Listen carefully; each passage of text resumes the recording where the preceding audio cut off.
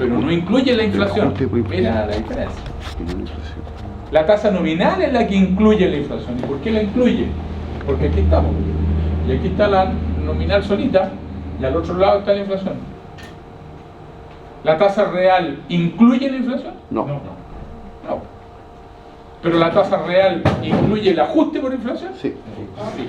Mire, lo que vinieron a aprender justo antes de recibirse.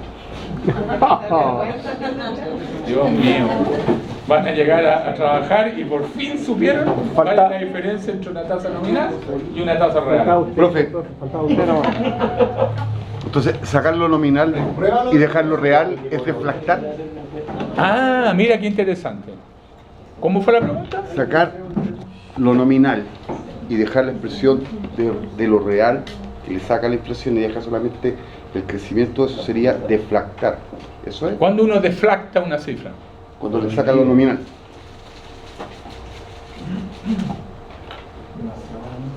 Demasiado. Esas son matemáticas financieras. No, Ya 4. La vimos macro.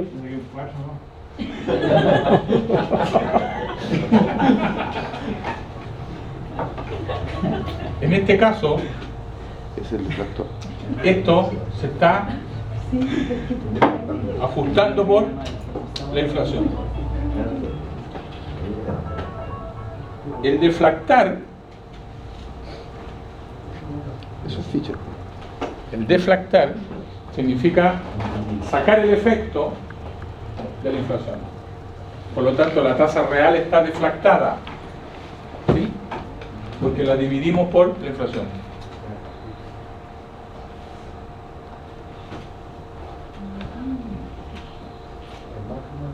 El deflactar es dividir, en otras palabras. Los bancos hacen deflactar el PIB, como las pruebas. ¿Sí? ¿Está bien?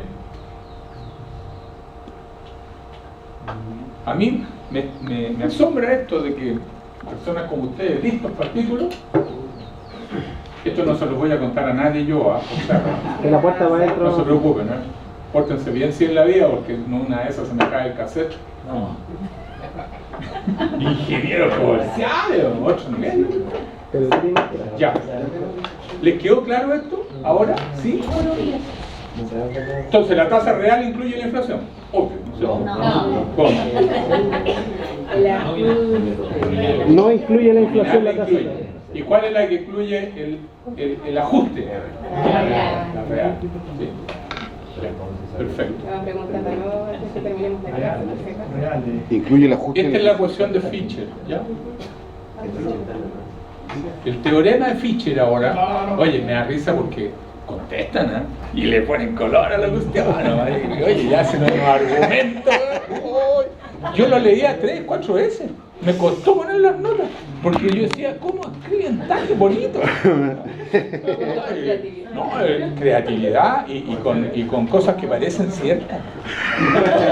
O sea, si uno no se pone a leer, uno dice, oye, pero esta cuestión ¿cómo? Debe tener algo. Que gallo sabe. Y yo leía de nuevo el apunte para ver si realmente decía, no decía nada, un chillento. Pero les puse a todo un puntito, a los creativos, eso, ¿verdad? Oye, así, yo en la prueba les dije, no ocupen lápiz mina. Nos faltó el que ponía lápiz mina, la verdad. Después yo les dije, no se explayen tanto. Hay uno que me contestó, no le voy a decir el nombre, pregunta 1A. Una hoja entera, no, una hoja entera. Mi Angelio. Le puse punto porque entre medio, como escribió tanto, le chuntaba algunas palabras.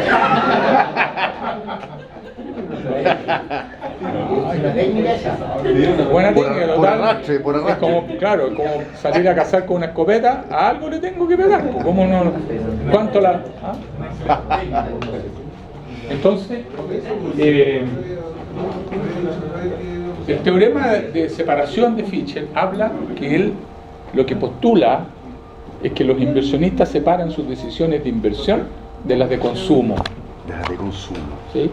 Inversión y consumo, esas son. Entonces, uno, después de 20 palabras ponían consumo. ¡Ay, listo! Ya yo decía, algo es. ¿Ah? Importante esto, consumo, inversión y consumo. ¿Y por qué las separan? Porque existe el mercado de capitales. Entonces el inversionista racional lo que hace es invertir para aumentar su riqueza y después esa plata la pesca y la pone en el mercado de capitales. Si quiere tener consumo actual, se la gasta. Si quiere tener consumo futuro, ahorra. Entonces por eso que este caballero, estamos hablando del año 1930, pues viejito, ubíquense, casi un siglo para atrás. Pues. Hoy día es, ¿cómo se llama?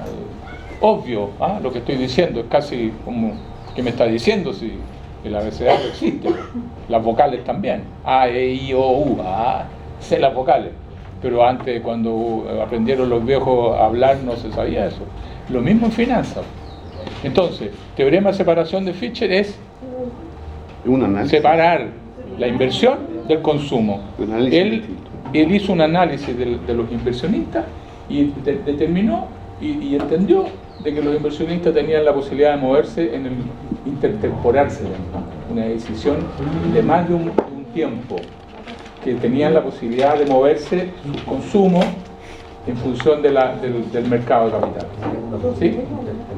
Tercera aporte de Fisher. Llevamos dos. Esto que se le ocurrió a esta cuestión, muy buena. Hoy día elemental para algunos. Segundo, inversión y consumo. Y la tercera, muy interesante, que se llama la tasa de Fisher. Y la tasa de Fisher es aquella tasa que iguala los VAN de dos inversiones. Es decir, un proyecto que tenga un VAN,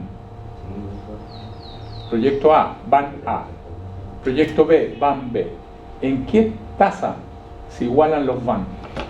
¿Con qué tasa de descuento yo logro que ambos proyectos tengan el mismo VAN? Eso se le llama la tasa de Fisher y se determina con un análisis marginal, ¿ah? entre los proyectos. Lo vamos a ver en la próxima clase, eso hoy día más rato, ¿ah? Pero esos son los grandes temas que él nos aportó para la evaluación de proyectos, porque para la economía hizo otras cosas adicionales. Fue el creador de la econometría, por ejemplo. Fue el creador de los índices bursátiles. No, el gallo se las mandó. Perdió plata cuando jovencía, pero tenía 4 millones de dólares y los perdió. O sea, tener 4 millones de dólares en esa época como tener como, no sé, unos 200 millones de dólares de esta fecha.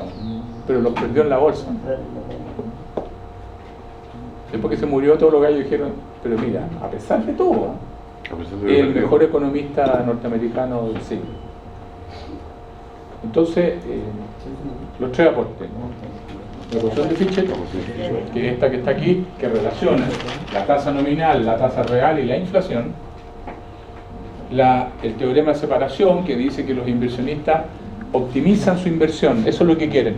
Y lo más importante de todo es que él dijo el valor presente de esa inversión tiene que ser el mayor posible. Maximizan su inversión. Eso es lo primero que hace un inversionista. Y después se preocupa de su consumo. ¿Qué voy a hacer con la plata? Y es lógico hoy día, pues. Si yo quiero invertir en acciones, compro acciones, voy a tratar de optimizar que esas acciones me generen la mayor riqueza posible. ¿Y qué es lo que hizo además? Relacionó la riqueza con el VAN. Entonces él dice, ¿cómo se optimiza una inversión? Se busca un VAN mayor. ¿Dónde me dan mi VAN? ¿Ah? El valor actual neto de mis flujos de caja, ¿dónde está mayor? En función de la inversión que yo hago. Y lo tercero tiene que ver con una cosa financiera, que es la tasa de Fisher. Que hay proyectos que de repente a una tasa conviene tomar un proyecto y a otra tasa conviene tomar otro proyecto. Y él determinó esa tasa de equilibrio, por así decirlo, ¿no? La tasa de Fisher. Bien. Voy a borrar aquí. Otra cosa que me interesa, que les quede claro. Cuando hablamos de tasas, cuando hablamos de una tasa nominal, tasa nominal, tasa real. ¿Qué pasa cuando uno valora algo en pesos corrientes?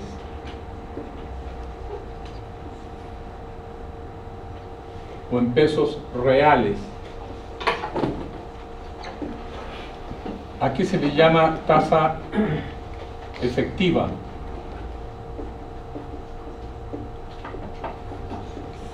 Esas son cosas que están en el aire que los ingenieros comerciales deberían dominar Al dedillo. al dedillo. Y que no dominan. ¿Y cómo lo vamos a recibir entonces? ¿Cómo nos van a entregar nuestro título que tanto ansiamos?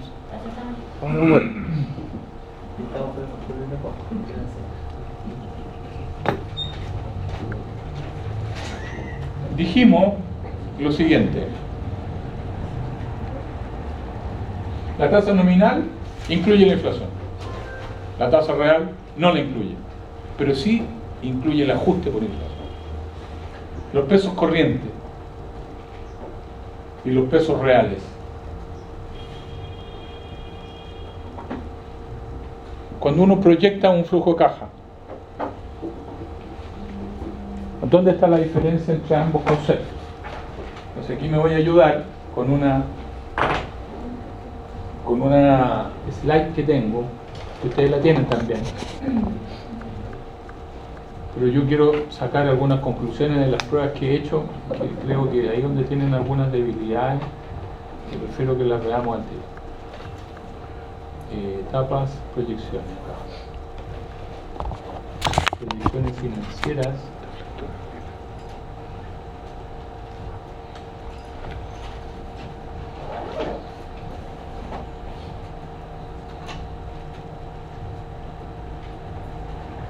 Vamos a buscarlo aquí.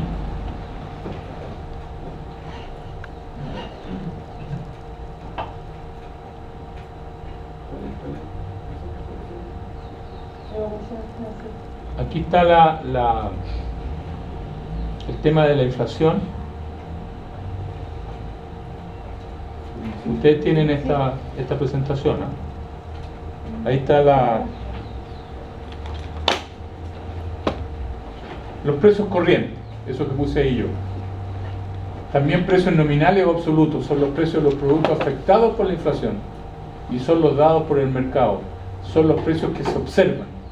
Por ejemplo, si hace un año compramos un producto a 1000 y si la tasa de inflación del año fue 5%, hoy ese producto se vende a 1050. Significa que el precio del producto se incrementó en un 5% por efecto de la inflación. Ambos precios son los precios corrientes del producto. Es decir, ustedes se quieren comprar una camisa hoy día y vale 14.800 pesos, liquidación.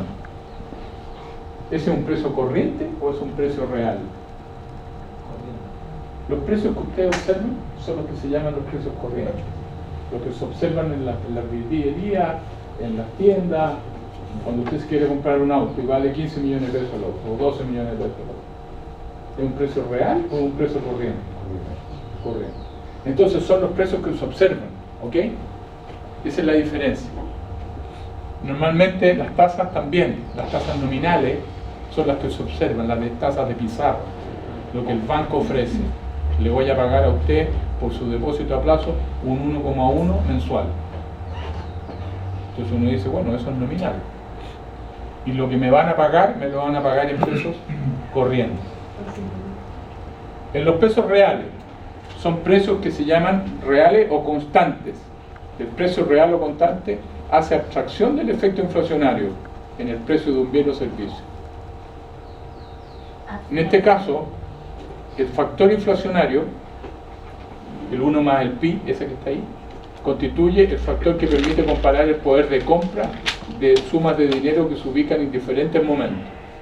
Entonces, en este caso, el factor inflacionario aquí sería 1 más 0 o 1 más 0,05. Por lo tanto, para volver yo al valor anterior, al valor inicial, divido 1,050 por 1 más 0,05 y me da el valor anterior. Con eso yo lo que estoy haciendo es una deflactación.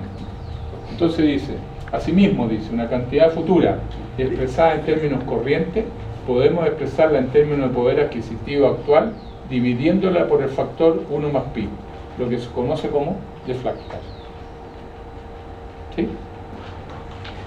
Entonces, ejemplo, una tasa nominal es una tasa de interés que incluye una tasa de inflación proyectada o estimada. Esta tasa de inflación está incorporada en la tasa de interés de manera implícita. Estamos hablando de una tasa de interés, por ejemplo, por un crédito de consumo a 24 meses, la tasa de interés otorgada por depósitos a plazo, 30, 60, 90 días. Eso que esté implícitamente incluida es que nosotros decíamos que la tasa nominal incluye la inflación, en forma implícita. En cambio, la tasa real es una tasa de interés que no incluye la inflación, expresándose separada de la inflación. La tasa de interés real representa el interés explícito que se desea ganar en el periodo más la inflación correspondiente al periodo. Por ejemplo, la tasa de interés cobrada por crédito hipotecario que se presentan como UF más 4,5. La UF, esta que está ahí, es la inflación, más 4,5. Por lo tanto, esa 4,5 es la tasa real, ¿eh? Más la inflación. 8. La tasa de interés otorgada por libretas de ahorro, que se presenta como UF más 4% anual. ¿Ese 4% anual es una tasa nominal o real? Anual, anual. Real. ¿Está bien? UF el inflación. IPC, ¿no? Por lo tanto, el interés en este caso es 4,5 y 4 es un interés real, ¿no? Ese 4 y ese 4,5 son intereses reales.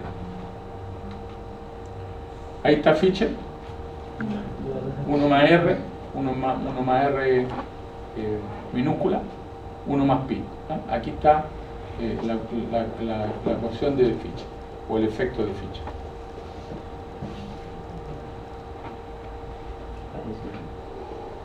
¿Cómo se ocupa estas tasas? ¿Y por qué uno las tiene que tener claras? Si uno hace una proyección de un flujo de caja, de un proyecto, en términos reales, uno debe descontar esos flujos de caja reales a una tasa real. Si uno hace una proyección en términos nominales, entonces debe descontar esos flujos de caja a una tasa nominal. Es el secreto de todo este cuento. Entonces, en resumen de esto, dice, los flujos de un proyecto, ¿no es cierto?, se pueden expresar en moneda real o constante, es decir, en UF, UTM o pesos de una misma fecha, o en moneda nominal, que serían moneda corriente, o en pesos de cada año. La evaluación de proyectos en el Sistema Nacional de Inversiones, este es un sistema, es una oficina que depende del Ministerio de Economía, ellos recomiendan para los proyectos que se hacen acá en Chile utilizar tasas de interés reales y por lo tanto flujos reales. Esto implica que al proyectar los flujos futuros no se les aplica la tasa de inflación, es decir, las proyecciones se realizan valorándolas a precios del año cero. De esta forma se evita trabajar con inflaciones que normalmente tendrían que ser estimadas a futuro con el consiguiente problema de la incertidumbre. Si se trabajara con flujos nominales, se deben descontar a tasas nominales y se llegará, por lo tanto, al mismo resultado. En la presentación que ustedes tienen en PDF, ustedes pueden irse a este link y se van a ir al Ministerio de Desarrollo Social, donde queda explícito esto que está acá. Yo sé que no lo van a hacer, y como ustedes no lo van a hacer, yo les traje un ejemplo, ¿ah? Para que entendamos de qué estamos hablando. Me encanta la falta de fe. Yo creo que sí, o sea, puede ser. A lo mejor ya perdí la fe, entonces ya no lo puse. ¿Para qué? Pues sí, le traje el ejemplo. Ya. El que no entienda este ejemplo no se puede recibir. Y se lo digo en serio. Eso es una cosa ética. Ustedes podrían llegar a la comisión y podrían decir, profesor, es que yo no estoy preparado aún para recibirme porque no entiendo lo que el profesor Aguayo dijo en su clase de evaluación de proyectos. 50 manera eso. De 30, ¿habrá uno que dirá eso? No creo. Yo creo que se hacen los lesos, pasan igual nomás y después salen orondos para la calle a mostrar su diploma. ¿Ah? Lo que vende. Bien. Ahí hay una tasa nominal. Si quieren, pueden hacerlo en su cuaderno, por favor. Una tasa nominal de un 10%. Y nos dicen que la inflación esperada para ese periodo es un 4%. ¿Me podrían ayudar a calcular cuál es la tasa real? Uno más. ¿Cómo la calcularíamos? Voy a dejar esto pendiente, ¿ah? No lo voy a borrar, esto que dice tasa efectiva, ¿ah? Voy a borrar el resto. No sé, ¿puede ser tú? ¿Podemos agrandarlo esto? Bueno, no hay problema. Aquí estamos para atender al cliente. ¿Ahí lo ve? Ahora sí. Bueno, bien. Se maneja ahí con Es que no queda otra. La tecnología, si no. ¿Cómo estoy haciendo clases si la tecnología me la gana? Todo emocionado. se maneja el Ya. Entonces, ¿qué es lo que deberíamos hacer? ¿Qué deberíamos hacer para hacer ese cálculo? tomar la... Me están pidiendo la tasa real. O sea, yo sé que ustedes se acuerdan de la fórmula, pero se la voy a anotar porque para ayudarlos. Ayuda a memoria. Uno más la inflación. Listo. La tasa real es, o sea, nominal es un 10. Y la tasa de inflación, un 4. ¿Cuánto da eso? 5,70 y tanto, y yo me arriesgo a decir que 5,76, porque si no, no le habría puesto 5,8. ¿Cuánto da? Ya, pues ocupen la calculadora ahora. ¿O? 0,66. 0, 1, 0,576. ah, eso sí que me gustó. Listo. Y esto lo aproximamos a 1,058. ¿Sí? Y entonces cuando queremos despejar R, me da 1,058 menos 1, y eso es lo mismo que 0,058, y eso es lo mismo que 5,8%. Ok. Ahí tenemos la tasa real. 5,8. Y ahí está la fórmula. ¿Ah? Por eso que la ecuación de Fisher es tan importante, porque nos permite movernos entre la tasa nominal y la tasa real utilizando la inflación, ¿sí? Como factor. Entonces ahora, si yo tengo este flujo de caja real, 25, 28 y 30, es importante que ustedes entiendan que en el proyecto tienen que siempre separar el precio de la cantidad. Y aquí ponen ingreso. Pero siempre el precio y la cantidad. Porque la única manera de que nosotros sepamos que si yo tengo este flujo, 25, 28 y 30, la única manera que tengo que saber yo, 25 millones en el año 1, en el año 2, 28 millones, y en el año 3, 30 millones. La única manera que yo tengo de saber si esto es nominal o real es que usted me ponga acá el precio. Si yo pongo el mismo precio, 100, 100, 100, y pongo las cantidades 250, 280 y 300, ¿por dónde está creciendo este flujo? ¿Por el precio o por la cantidad? Por la cantidad. Como el precio es el mismo, está constante, a este flujo de caja se le llama un flujo expresado en moneda real. ¿Por qué? Porque a pesar de que me están diciendo que hay una inflación del 4%, que vamos a suponer que está constante, una suposición solamente, todos los años el precio debió haber subido un 4% más. Pero como yo no estoy incluyendo la inflación, ¿qué tipo de precio es este? Bien, por fin. Entonces, si me dicen que mi proyecto tiene 25 millones de dólares, pongámoslo para que sea interesante, 28 millones de dólares el segundo año y 30 millones de dólares el tercer año, pero yo tengo los precios constantes, significa que este es un flujo real. ¿Y a qué tasa lo voy a descontar? Tasa real. ¿Y cómo calculo la tasa real? Con la cosa de ficha. Aquí. O sea, este flujo, como es real, yo lo debería descontar una tasa del 5,8%. ¿Sí? ¿Les queda claro ahora?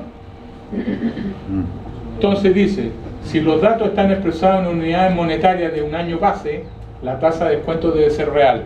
¿Cuál es el año base? Este. Y no considero la inflación, a pesar que me dicen que la inflación es un 4% anual. Supongamos ahora otro escenario. Y ahora sí que le hacemos caso al sistema y decimos, vamos a aplicar la inflación. Y por lo tanto aquí Varía el precio. varía a 104, a 108 y 112. Y ahí está la formulita. ¿Ah? Por uno más, listo. ¿Cómo llego yo a 108? Fácil, pues sumo 2 veces 4 y llego al 8. Aumento. Y acá, ¿cómo llego al 112? Fácil, pues. 4 más 4 más 4 son 12. ¿Cómo se hace? Lo que hace aquí uno es que aquí uno dice 100 multiplicado por 1 más 0,04 elevado al cuadrado. Y acá son 100 por 1 más 0,04 elevado al cubo. Como el 4 es chiquitito, entonces casi da como sumarlo. ¿Está bien? Que era la duda que tú tenías. Pero es por una aproximación que me da 112. Seguramente aquí me van a dar decimales si yo le pongo más datos. Entonces, este flujo ahora de 26, de 30 y de 33 está en valores reales, pues, ¿verdad? No. ¿En qué está? Nominal. Nominal.